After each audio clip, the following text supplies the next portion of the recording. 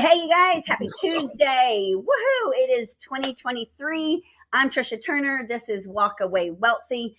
Here's the deal. Like, we've kind of been a hiatus for the beginning of the year because we were traveling and at conferences. And so we had replays rolling. So this is actually our first live show of 2023. Yes, let's go. And who better to start it off with than Sekou? I love this.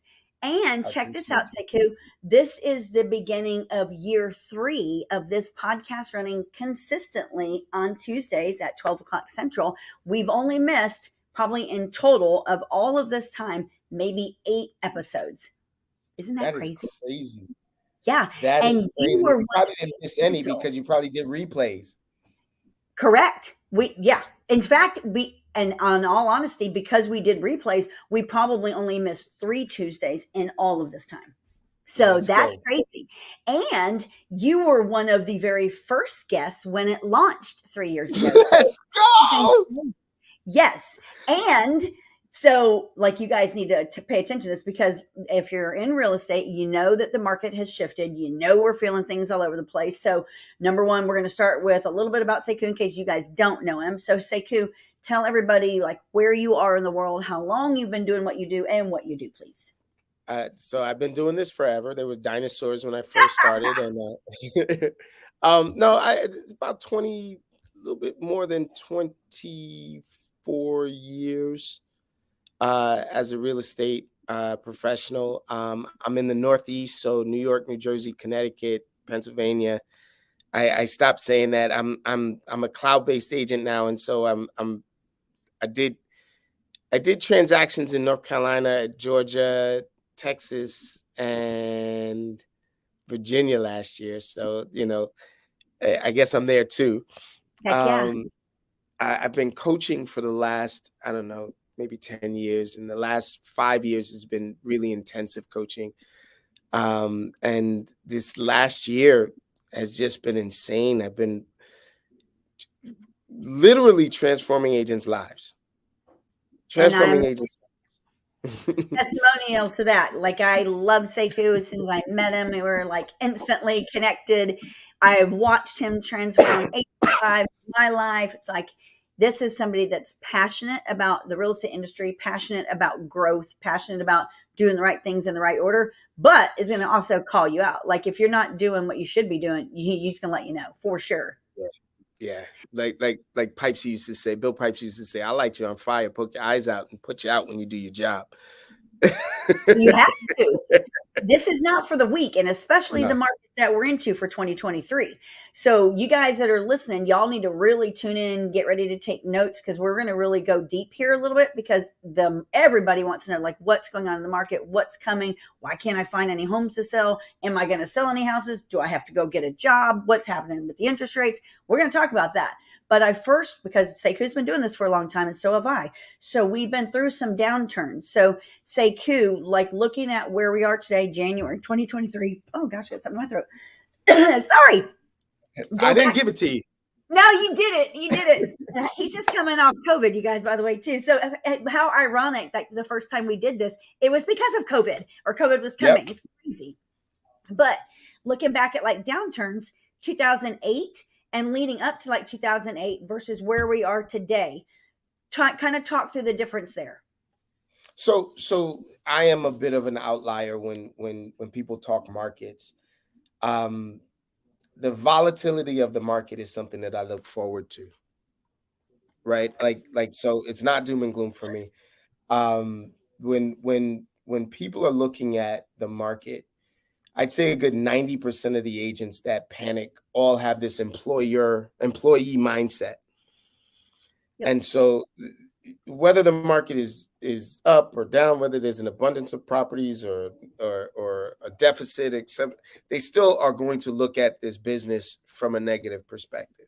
Yeah. And so when I talk to people like yourself, and I talk to agents like that are on your team, the folks that are forecasting, the folks that are looking forward and saying, okay, this is a reality. This market is a reality. There's no inventory right now. This market is a reality. I'm not going to use buzzwords like buyer seller market. I'm not going to use buzzwords like the bubble is popping or anything like that. This is the natural volatility of a market. It has to happen like this. So, yes, we're probably going to lose probably a good 60% of the agents that are so-called competition. We're going to lose them, and they are. They're going to go back to a 9 to 5, and they're going to contribute to the great market by being consumers. Stop right there for a second. Why are we going to lose them, Sekou? Why do you believe? 90% of the agents that we work with don't know how to run a business. Don't look at this business as a business. And so they are great employees. They show up and they got their pencils all sharpened and stuff like that. Everything's in a row. But they're waiting for something to happen to them. And I don't care what market is. If you are waiting for something to happen to you, you're eventually going to play yourself out. You're going to play yourself out. So it could be an abundant market. There could be lots of inventory. There could be lots of buyers. And that agent can actually do some good work. But because they never develop their skills, the moment something shifts, they'll play themselves out. Oh, yeah. They'll be gone. They'll be gone. They'll be talking about, oh, I got to get a management.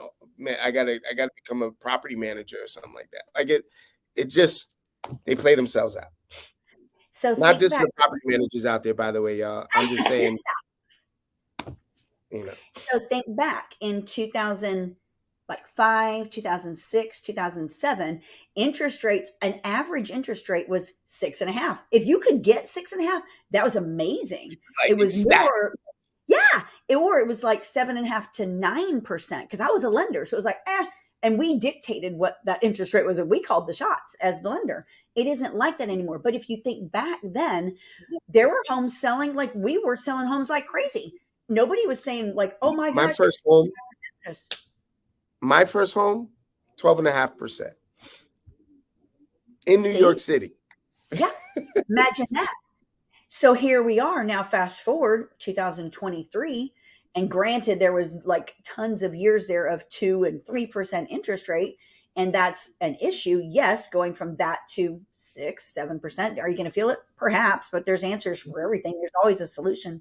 But I think that people are running wild with interest rates are higher than they've ever been before. Homes are not going to sell. I don't think that's the problem. What's your thoughts? Well, see, the thing is that people are going to pay the interest rates regardless, right? People are going to pay them regardless. You go rent a property right now. I just looked. There was a studio apartment in Hoboken on the I don't know if I could say this on your show, on the ass end of Hoboken, in the Dead Presidents, right? And it was $2,800, maybe close to $3,000 for a 500 square foot studio apartment. Okay. Now, I don't know if you know this, but somebody is paying interest on that property, and that's the tenant paying interest on that property. Yes. So they complain about this stuff, but I bet you dollars to donuts that they don't have less than an 8% APR on their car. Sure.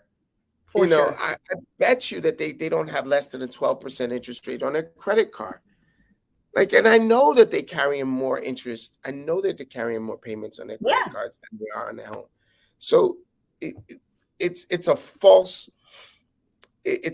argument. I don't know how to put this, but when the interest rates was 2.5%, then people were complaining about something else.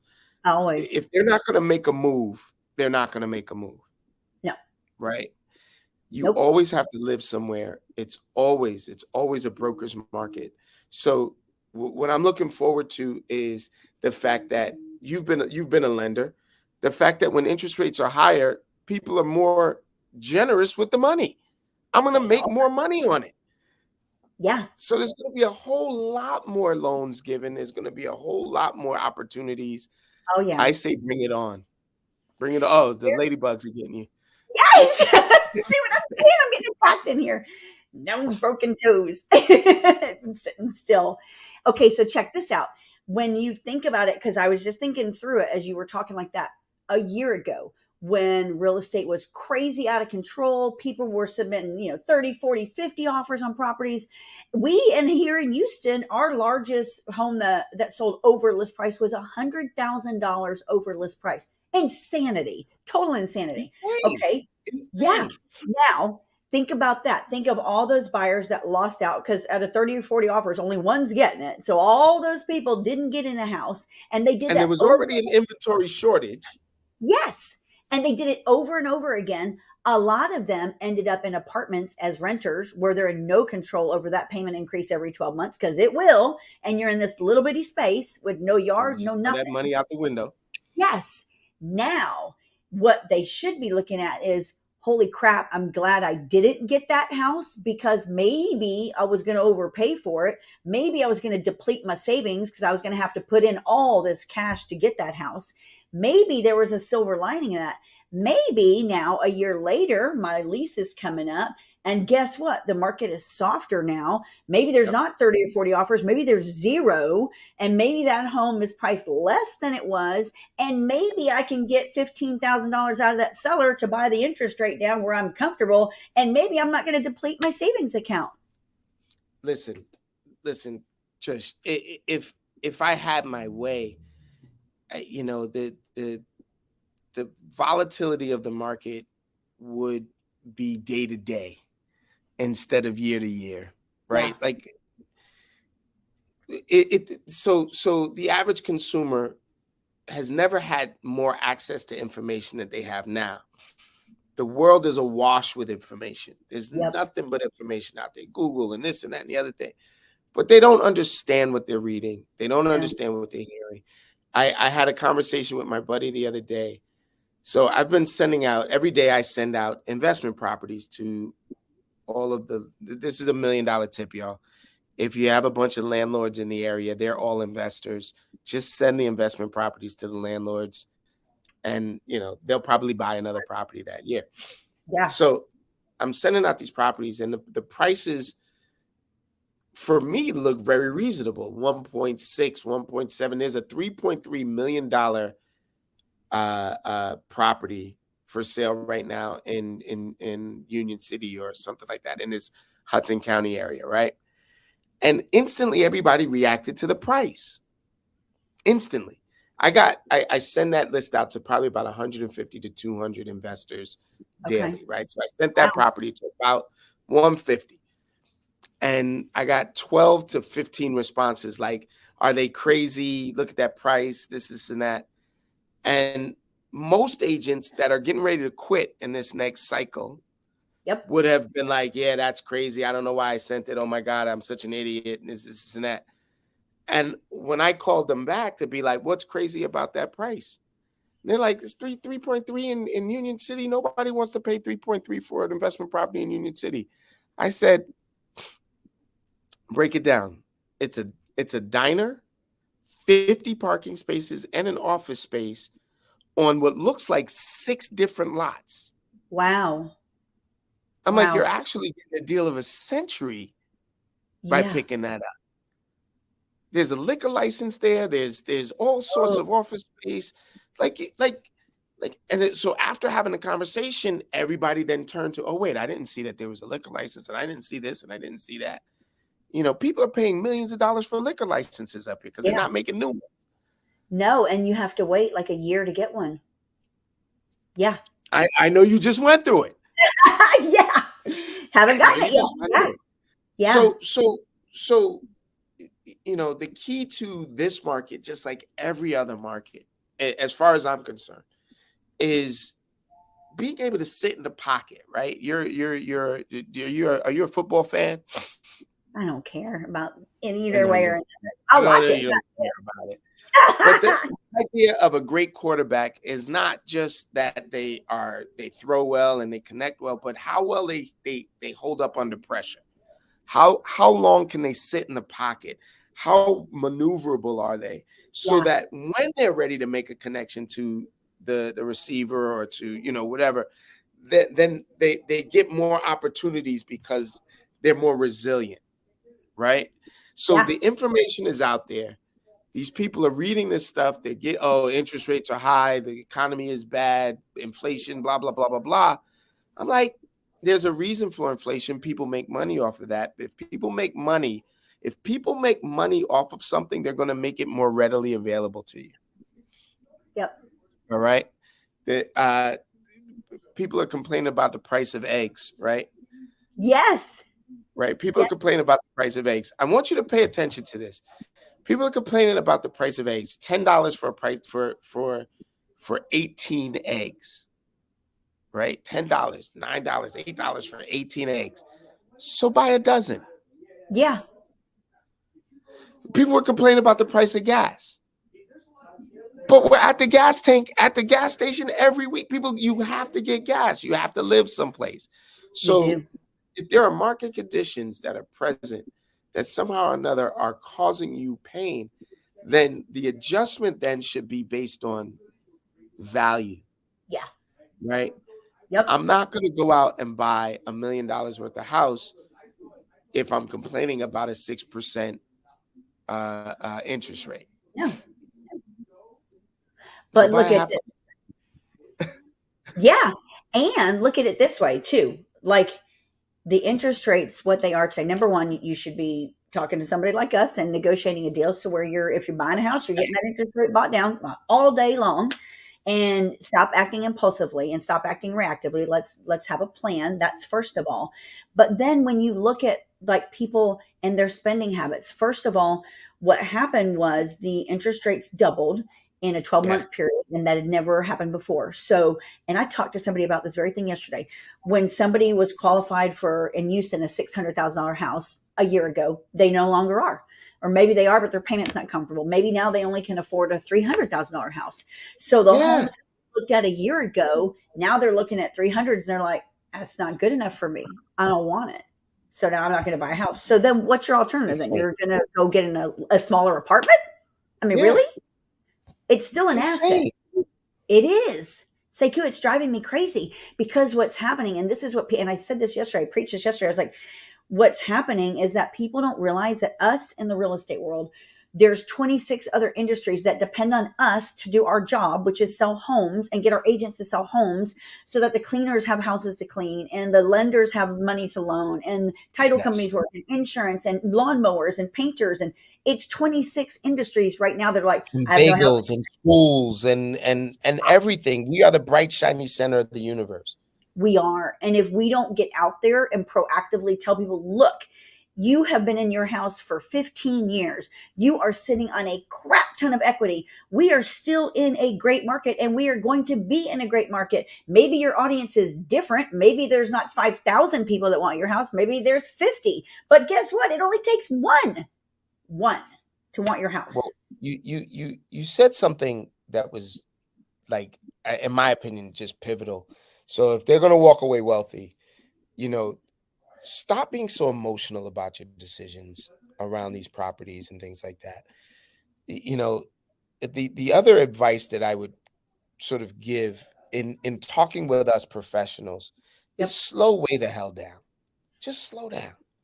Just slow down. I get it. There was a feeding frenzy. Everybody was out there. It was crazy and the whole 9 yards, but it's not like that, right? So just slow way down, right?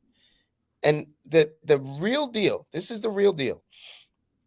If you've got a real estate professional talking to you, they're asking you questions that are uncomfortable for you. The more uncomfortable the question, the more the growth is. The more the growth is, the more advantage you can take of this market. So instead of looking for agents that are going to be mealy-mouthed and yesing you to death and go out there and just do whatever the hell you say, why don't you find an agent that's willing to challenge you and is willing to question and is willing to really, really sort of explore your why? Yes. So that you can pick up something that is not only beneficial to you and your family, but is going to then move your market. It's going to do everything for you that the property does. Sekou, could it be, and I thought about this when you just said it about eggs. I hadn't thought about it before. But when COVID first hit and we couldn't go to restaurants and we couldn't go in anywhere, pretty much we were forced to stay home with our families, God forbid, heaven forbid you spend time with the people that you supposedly love. Could it be? We were asking for it, by the way. Yes, I know. Could it be that the cost of food and things like that, and restaurants have increased their prices in food? So maybe if your home ownership goals are still intact, and the bank is going to tell you if you can afford this house, they're going to only loan you what you can afford.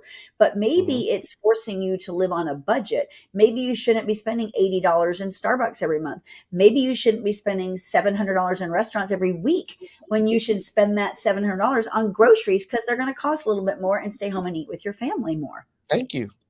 That, I mean, that's just the reality. I now you guys, you're gonna, now what you're gonna do is you're gonna get me into some of my more crack brain philosophy stuff. I believe that flip flops have ruined our health. Explain.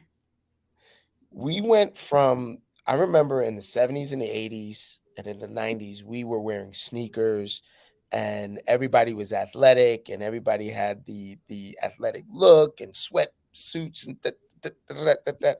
And then late 90s, early 2000s, folks started really rocking those flip-flops everywhere. Like it Yeah, was acceptable for them to wear them everywhere. Well, one thing that's impossible to do is to do any kind of exercise in a pair of freaking flip-flops, okay? true. And so you went from wearing athletic wear to wearing lounge wear. And I think the same thing sort of happened in our fiscal world, right? We went from a world where we were cooking more food, where we were doing more stuff, to now it's just Grubhub, you know, Yes. Neighborhood Easy and all of this and that. Yep. It's just it's just easier to get your food delivered to you. Um, my father wasn't great at a lot of things, but he was really, really, really detailed about the stuff that he loved. And my father would go to the supermarket and could spend 45 minutes finding the perfect pepper, Oh gosh. perfect onion. If I ask my kids to go to the store to pick up some vegetables, I might not even get the vegetables that I asked for. Same. Or none. Or Nothing. none. They're all out. So I think the the Zillow, the Trulia, although it made shopping a lot easier, it created an expectation that I don't think is healthy for us. I think it's just like flip-flops. I don't think the expectation should be that we're wearing flip-flops to restaurants and running around in the street in flip-flops. I think what we should be doing is we should be sort of using the time and energy and tools available for us for the best use. I agree. Like a real estate agent. And now, mind you, there is a lot of crap out there. There's a lot of flip-floppy real estate agents out there, right? Yep. So I get it. But the real estate agency should not be churning out licenses, basically, the the the MLS should not be rewarding stupidity. No. The you Mm-mm. know, I looked today, just a side note, just a really quick side note. So I looked at this service. I won't name the service because I'm not going to promote them here. I think what they're doing is trashy, right? But I looked at a service that costs an agent about $90 a month to use. And so I looked at the service and I broke down the service and where they got their product from. Well, all of the product that they're going to sell back to the agent came from agents. It was off of the MLS, so they skim the MLS and they skim Zillow. Yep. They put the product onto their service. When people click on their service, for whatever reason they click on the service, they sell that back to that agent for $90 a month or for whatever, et cetera, et cetera. And I said to myself, I was like, I know why this service exists. I know why Zillow exists Yeah. because at some point agents were too lazy or too unwilling to reach out and call people. We're too Yes. lazy and too unwilling to communicate with landlords and owners and they were too lazy or too unwilling to hear bad news or to Yeah. relay bad news. So these systems and processes popped up to answer a gap based on the flip-floppy agent, Oh yeah. you I know? love And that. so 2023 is the year of lacing up my boots, right? No Yep. flip-flops for me, right? It's the year of lacing up my boots, excuse me. It's the year of I have 3 R's when I'm working with any peripheral, I don't know how to say that word, peripheral You did it. alliance. Um, if you're a lender, if you're a title company, if you're an attorney, if you're whatever, 3 R's. They have to be highly regarded in the industry. What do their peers think of them? They have to be highly reviewed by their customers and clients. What do their customers think of them? And they have to be highly referred. Who do I know that knows them? What do other agents think of them? And the more strict I am, the more beneficial it is to the business, the more Yeah. beneficial it is to clients and customers. If an interest rate is keeping you from purchasing, then you weren't purchasing, Yeah. You weren't right? committed. I watch people all the time say, I'm waiting for prices to come down, or I'm waiting for this to happen, or I'm waiting for that to happen. Well, it's never gonna, you make it happen. Yes. You know, brother, thank you so much. Always. I appreciate you. I'll take care of you, man. Thank you very much. It's it, it's just talking about That's there, man. awesome. Hey, while you're talking about though, you hit on exactly one of the things I want to talk about, because this is something that we need to talk about because everybody has an opinion about this, and it's Yep. home value. And when I look at, and you know, there's a pricing strategy. I know there's a pricing strategy. I was listening to a podcast this morning, and it was an investment group that I was listening to, and they're involved in wholesaling and flipping. They're also real estate agents, and they also do insurance, home insurance. And so he was talking about this, how, and he was looking at a national level, how when they're buying properties, when they're evaluating properties, they're only going back like 30 days now to look for values, because what was happening 90 days ago is irrelevant, 6 months ago irrelevant, a year ago irrelevant.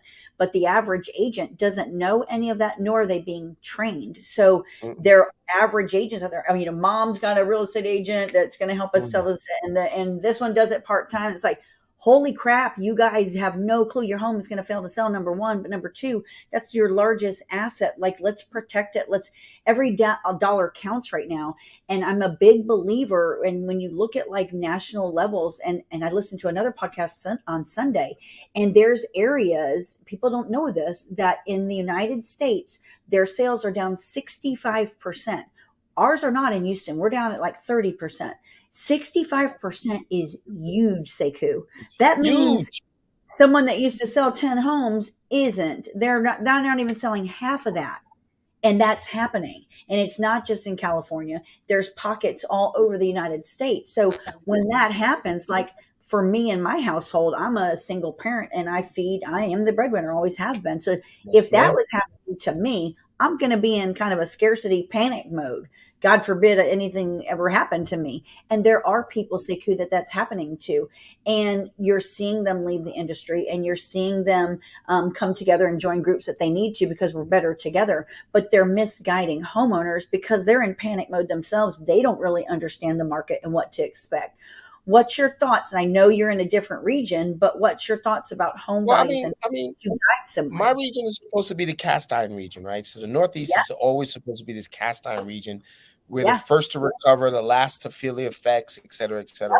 But the effects of COVID, the effects of the quarantine have had long lasting effects in this Northeastern market.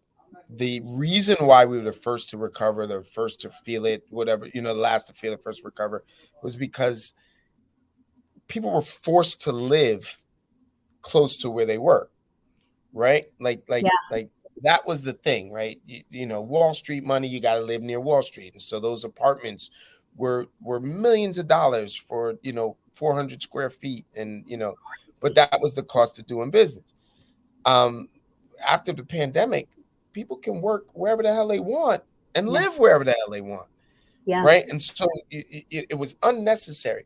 But the sort of rippling effects of that is that, so if you got an office building, right, you got a 50-story office building with 5 offices per floor, hundreds and hundreds and hundreds of people, thousands of people in that building.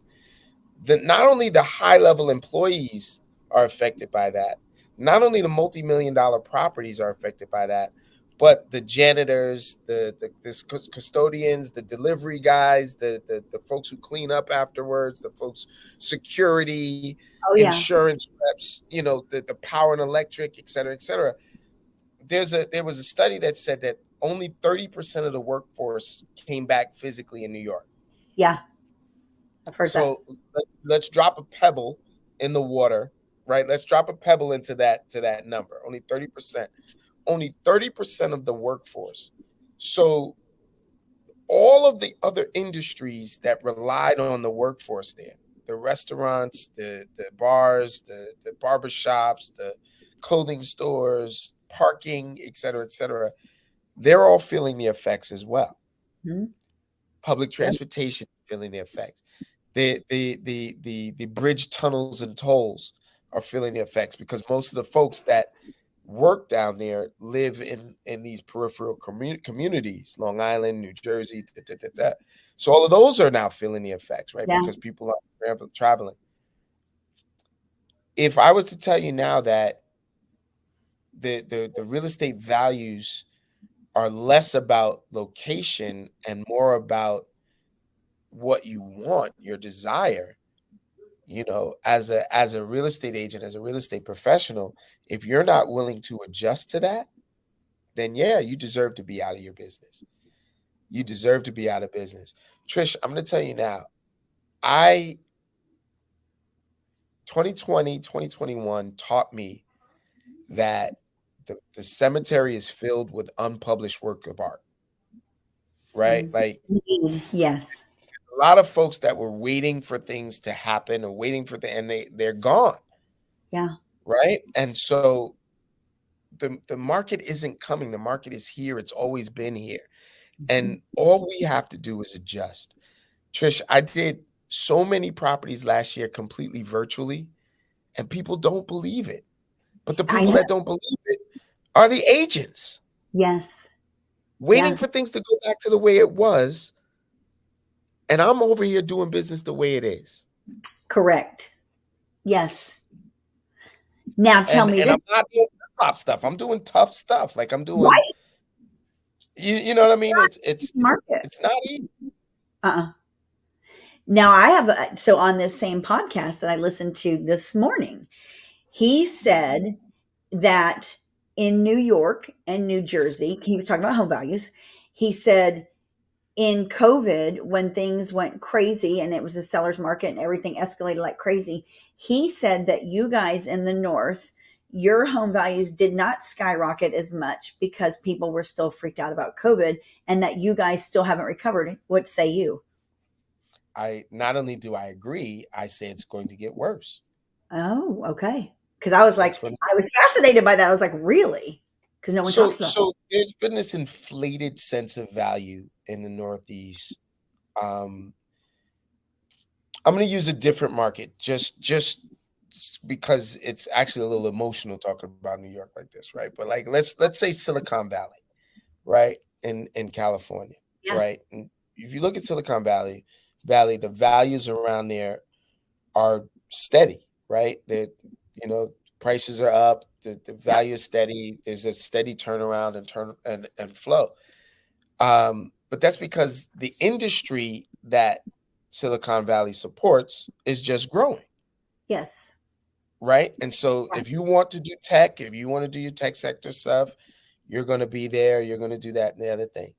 There is a tech sector everywhere in America. There's a tech sector. It just doesn't have a cool name, right? Yeah. So on the East Coast, it's called Silicon Alley. I don't know if you know that. I did not. Okay. Right.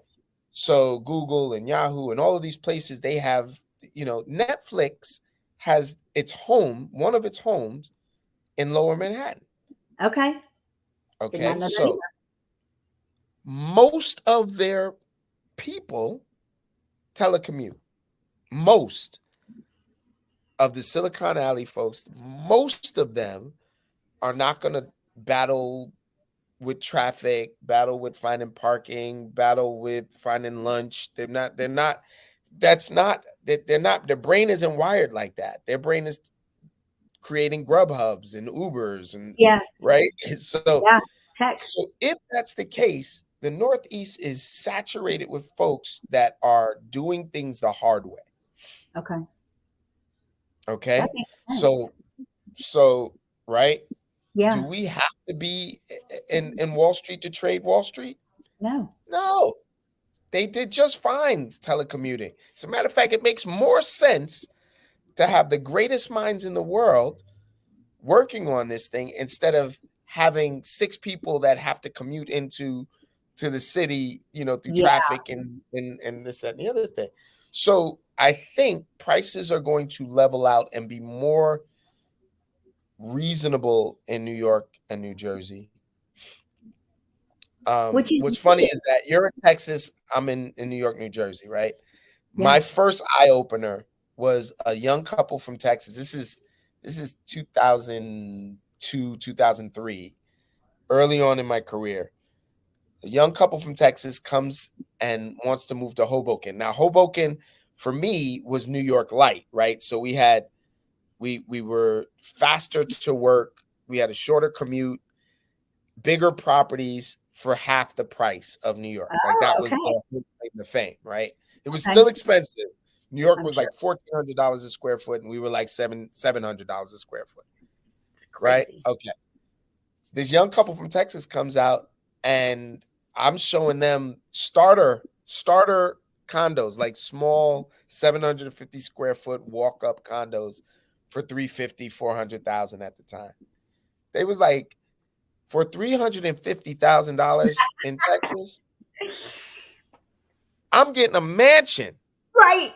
For sure. They was like, Yes. you can keep this living, buddy. I don't want this. And so we didn't adjust then. Of course, we were like, ha ha ha, you rubes, get out of Yeah. here, go. Yeah. Joke's on us, right? So now you mentioned earlier, it doesn't make sense to spend $700 a week on eating out and freaking $90 a month. I mean, a week on Starbucks and this and that. Joke's on us. If I can live anywhere and still work wherever I want, then my I can also eat the way that I want to. Yeah. It's actually healthier for me to eat this. So now the entire lifestyle that we sell in the Northeast, healthy, fast-paced, all this and that, is better done from home. Makes sense. It's a simpler I believe life. that prices are going to come down, that they're very spoiled New York agents, very, very spoiled. I bet. The do-it-yourself market, the no MLS and I'm not paying a buyer's agent commission and stuff like that. All of that stuff, they're going to learn that the only way that we're going to get anything done is brokering, working together. Yep. And so I think it's going to make the market better. The prices are not going to come down drastically, but I think they're going to drop a little bit more. I'm seeing rents that are more than mortgages. Yes. I'm Yes. seeing that the average tenant is more qualified for a loan than the average investor is right now. Right? The average investor is leveraged like out there wazoo. The average tenant, the tie back to us is that as a professional, I know what a tenant needs to do in order to become an owner. As the tenant, awash with all of this information out there, they still think they have to have a 780 credit score. They still think they have to have hundreds of thousands of dollars to buy a house. They still looking at the interest rate as something that's restrictive or prohibitive instead of something that's going to set them free. So we're going to lose a lot of flip-flop agents. Yeah. We're going to lose a lot of the flashy bullshit property boss agents out there. Forgive me if you guys like the shows. I don't even know what the shows are, but I don't either. We're going to lose all of that crap because that's not real. It never has been real. And they've only been doing well because the market was doing well. So true. That's it. You just like hit a nail on the head because it's like so many people got into real estate right at the brink of COVID, and you saw these Facebook posts, sold this home, sold this home. It's like, yes, because the market was doing it. The market was on autopilot. You were just opening doors and you were just meeting people. That's it. And you were in no control over pricing. What nobody was. It was out of control. And people that never have seen real estate prior to that, that was a fake market. It's like they Yeah. have no idea what's going on right now because there's people with nothing in their pipeline. Nothing. It's like, I don't know what to do. And they don't know what to do. They're like, I don't know what to do, who to call, where do you get leads from? And everybody's like, do you have leads? Do you have leads? Do you have leads? You still have to do the work. We all have leads, but you still have to do the work. And you're going to have to do, they say, 3 times the work this year that you've ever had to do. So here's where, I'm a little divergent. Yeah. So here's where I diverge from that 3 times as much. We always have to do 3 times as much. It's never, what's really funny? If I told somebody my schedule, my professional schedule, they'd be like, you're a lunatic. Tell us. But if I told it, right, so I'm up at 4:45 every morning, right? I study and role play before I pick up the phone. My first call is at 7 a.m. I call all the people that hung up on me the day before. I make That's awesome. I make no less than 200 contacts a day every single day Y'all hear between that? 8 a.m. and 11 a.m. every single day. I then set up no less than 6 appointments a day. I'm doing all of my virtual appointments now. I work until 6 o'clock where I do my soft close. And then between 6 o'clock and 8 p.m., that becomes my select customers or clients. I set up my list for the next day. I shut down business at 8, but then I put together my list for tomorrow between 8 p.m. and 11. I'm in bed and I'm back up 4:45, et cetera, et cetera. Right. And so people are like, that's crazy. I'm not doing that. Your first calls, that's too early. That's this, that, the other thing. Right. Yeah. If I told you that I owned a bakery, right? If I said, hey, I own a bakery, well, what time do I have to get up in order to turn on the ovens? 4:45. What time do I have to open the doors for the first people to come through on their way to work? 7 o'clock. What time do I have to, I've got to have enough stuff. So I've got to be up and running with the bulls before that, but I've got to prep my stuff so that at 6 o'clock when the doors close, I've got to prep the stuff for tomorrow. I'm going to be there till 8 and then 8. Right. So if you look at what you're committed to with your broken toes, if you look at what you have to do in order to be successful, not to just be adequate, not to just survive, but if you look at what you have to do in order to grow and be successful, you have to be on that 3 times as hard every day, every single day. And the difference between an employee and employer is an employee looks at the clock and sees how much they have to do. And the employer looks at the clock and sees how much more they can get done. Yeah. Yeah. And then keeps going. And then keeps going. Yeah, and in the market that we're in right now, we have to make changes. It's like you're going to have to do things maybe that you didn't have to do 2 years ago. Definitely that you didn't have to do. You're going to have to work harder and work through this because as a business owner, it's up to you. Like, your choices on are going to determine your outcome, period, on what you do every day in your activities. So if there's because I just heard the bell ring. Somebody just took a listing or somebody just put a buyer contract in. Somebody just said appointment. Yes, sir. Yes, sir. Yes, sir. Yes, sir. We're working at that. So the name of my group now is the Modern Agents Group, the Modern Agent Team. And we're working a framework that pretty much prints money. It's a wash, rinse, repeat scenario. It's getting up, turn on the ovens, have your dough ready, make your donuts, sell those donuts, count out what didn't sell, eliminate the stuff that doesn't work, double down on the stuff that does work, and then do it again tomorrow, and do it again tomorrow, and do it again tomorrow. So if I heard you correctly, you guys are selling houses. Like, so people listening to the Sekou are going to be like, we're not. So Sekou, it's January 2023. I'm a real estate agent. I'm new or newer. What in the world should I be doing this year? If you're a new agent, you should be communicating to the people in your phone. So let me say this. I sell houses because I ask for contracts. I sell houses because I'm selling houses. I don't sit and wait. I don't wait for leads to come to me. I don't wait for anything. If you're a brand new agent, you need to figure out how many different ways you can communicate with the people in your life. If they're texters, text them. If they're callers, call them. If they're emailers, email them. If they're Facebookers, Facebook them.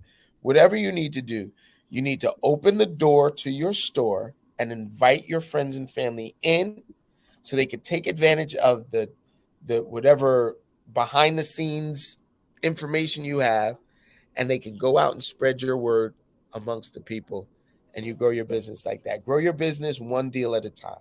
Don't worry about 24 deals. Don't worry about 100 deals. Worry about today. What can I do today to get a contract today? I And love that that door to your store. I love that. That's perfect. that's the key. We Yeah. sit back. So 2023, brand new agent, don't be the agent that sits and waits for 2024 to come before they do business. Do business today. Do it wrong. Make a mess. Yeah. Right? I mean, like, Yeah. listen. I've been guilty of this. I've been guilty of being a secret agent before in the past and not telling my friends and family, what I'm doing and this and that. It's not fair to them. They want to support you. Yeah. They want to support you. So my advice to new agents is find 3 people every day to get pre-qualified. Yep. Do whatever you have to do. And if there's a day that you don't get 3 people pre-qualified, don't make it be because you didn't try. Yeah. Yeah. Right? So you get with a good lender who's willing to work as hard as you to pre-qualify the people that you send to them. Your friends, your family, your relatives, they're people too. They can get pre-qualified. If they own a house already, they can still get pre-qualified. Yeah. Right? If they're renting a place, they can get pre-qualified. If they're not going to move, they can still get pre-qualified. Yeah. Right? And so what probably the biggest aha that I have over the last 3 years is that your friends will never leave you alone once they find out they can afford $500,000 worth of home. This is true. They just will never leave you alone.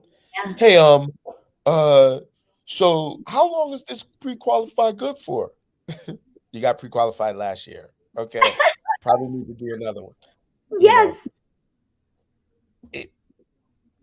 It's there's this new trend now where people are using Credit Karma and stuff like that to at least know their credit score, right? Yes. Like, and it may not be accurate, and it may not be this and that and the other thing. I don't really have any complaints about Credit Karma. Like, people complain about it. I don't, right? But why not know what you qualify for? The same way Credit Karma, Yep. what your credit is. Why not know what you qualify for? I think that's an easy answer to answer the question for 2023. If you're a brand new agent watching this, get 3 people qualified every single day. They say the market research is showing right now because the consumers, like you said, they're well educated. They get information at their fingertips from anywhere. Is it accurate? I don't know. Depends where they're getting it from. However, when they've done these polls and they're like the polls are coming from the biggest coaches in the world and then the agents that they talk to and the brokers and then it just trickles down like where's all this info coming from? So they have found that the consumer wants out of anybody in the world, they want a market expert. They don't care what you look like, sound like, if you're kind, if you're an asshole, whatever. They want a market expert. If you can talk to them, look them in the eye if you're face to face, have confidence, have authority, know what you're talking about, where they're actually engaged, and you've got numbers, you got stats, they'll be with you for life. But if they for 1 second think that they know more than you and you waver at all in your confidence and your knowledge, you're done. You're Next, done. you're done. You're done. And so I have a very, very weird experiment for the new agent. They don't know shit yet. No. So stop pretending. It's not that you don't know that disappoints people. It's that you're pretending like you know.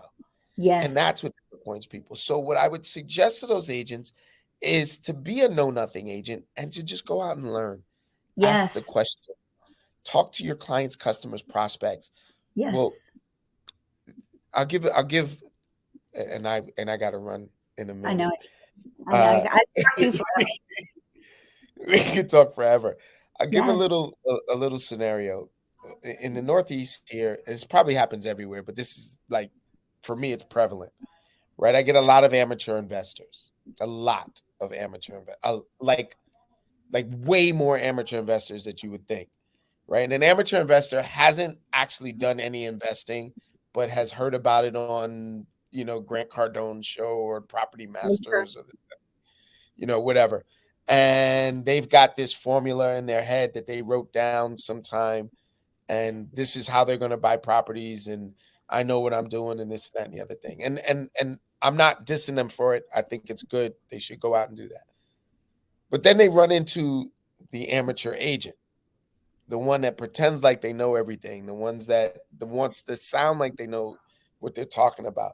And if you take Dumb and Dumber and put them together, you get a great movie, but you, Yeah. you don't have a good outcome, right? And I'm not saying this to be derogatory to them. I'm using it as an illustration. Yeah. So what I tell agents to do all the time, no matter how experienced they are, is when they meet someone that's talking to them about their investment strategy, ask them when it's worked for them in the past. I like that. Yep. I want to show up for you the right way. I want to make sure that I'm performing up to your standards. When has this worked for you in the past? You know, tell me the properties that you found using this system. Yeah. They'll immediately will be like, well, I haven't done this before and this, that, and the other thing. Right. Okay. So now what we're going to do is we're going to work from the perspective of let's learn together on how to do this and let's see what happens and let's do this.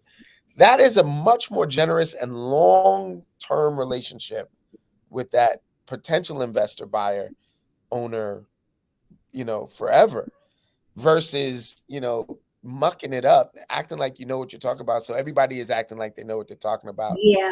And they run up and they just absolutely destroy the deal. They come up against me as a listing agent, and I'm like, "Do your job. Why are you asking me this question?" Like, Right. I'm going to be strict. R. Always. And you know what you're talking about. You study this stuff. You're in learner mode all the time. You're coachable. These things matter. We have to be.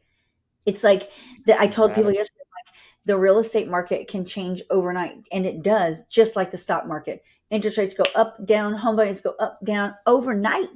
If you A aren't watching plane for crashes indicators, into a building somewhere, and the next day there's no property selling for 3 weeks, yep. Isn't that crazy? and it But people don't get it. It does. It's cyclical. This isn't abnormal. We just haven't seen it in a while. It's happened a before. worldwide pandemic happens, and then the market goes on fire. Like Right. like I, industry professionals are at this point a dime a dozen. It's the ones that are committed. Dave Finale talks about commitment and the power of commitment. What was your goal? What did you hit? And what were you really committed to? Yeah. Like that is powerful, Yeah. but they just don't want to hear it. You say I'm coachable. There's something that I want to put out into the universe. So anybody that's listening, anybody that's considering coaching or being coached or becoming a coach, coaching isn't a a, a course, right? It's Yeah. not a course. There's no curriculum for coaching. If you have somebody that's got a curriculum, they're selling you a course, and that's fine. Then take a course, right? How to be a real estate agent, whatever. How to sell more homes. What coaching is and what it should be is a refining process. It's Mhm. looking at talent, it's looking at work, it's looking at commitment and teaching folks to shave seconds off of their time. Yeah. It's teaching folks to get one more reception. It's teaching folks to get one more basket. It's teaching folks to get one more deal. It's adding the opportunities to the agent that is willing to work.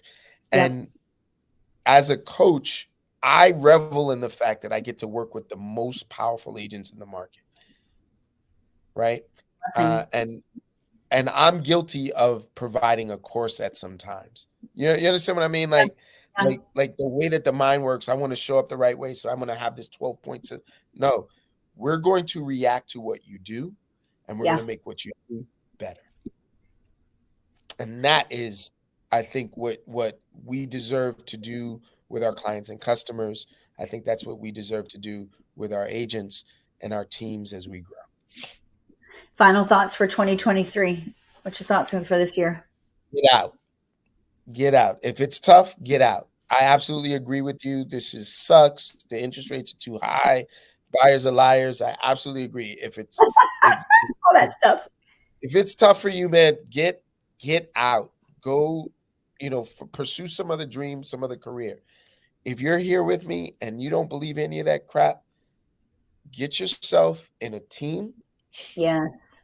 yourself committed to a regiment, Yep. and lock your ass in place. Put your target sights on, Yep. and don't give up, and don't let a couple of broken toes stop you from dancing. I love it.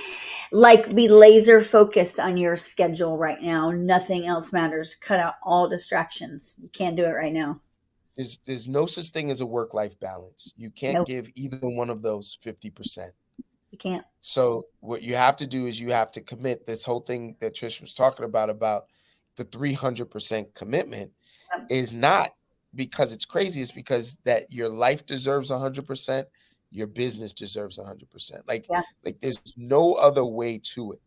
there's not. And 1 and 1 will equal 3 if you do it the right way.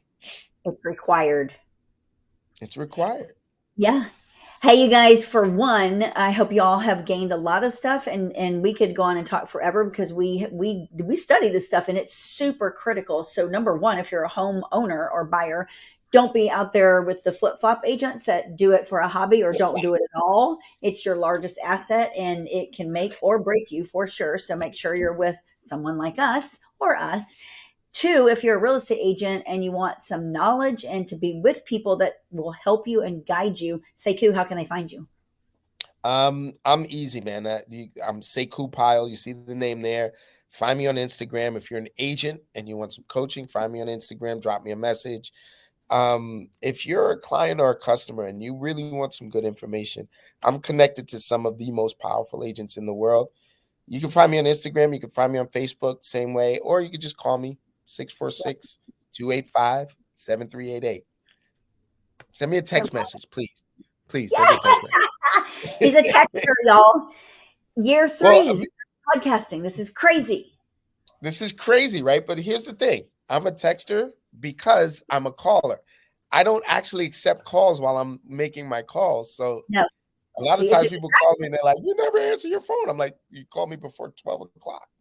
I'm doing what I do. My time is blocked out because this is what I need to do to take my business to the next level. Always, no I am distraction. I am I am challenging new agents. They're going to spend a lot of money on crap. They're going to Yeah, spend a lot of money on crap. yep, I am challenging new agents.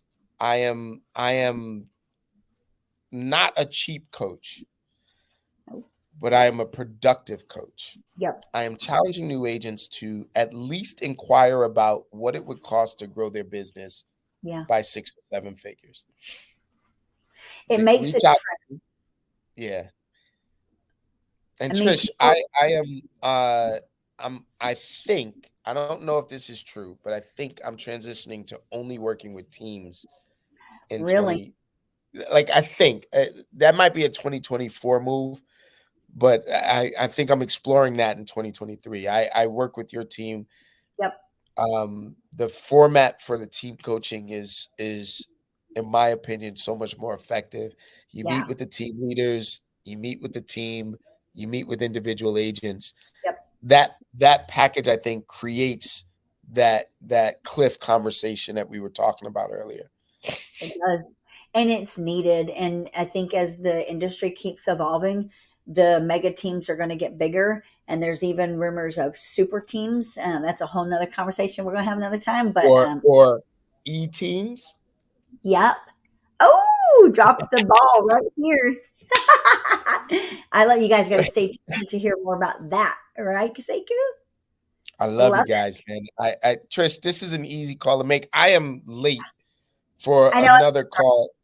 I love you so much. I love Happy 2023. Kiss Heck that yeah. boy of yours. Give Yeah, me some love. for sure. Congratulations on all the things that you achieved in 2022. I cannot wait to come and do an episode in I person know. down in Yeah. the bar. Yeah. Oh, yeah. We're going to have a good time at Piggy's Place. Always a I good love time at you, Piggy's. baby. I I'll love you. see I'll you. see you soon. Bye, you guys. Bye-bye.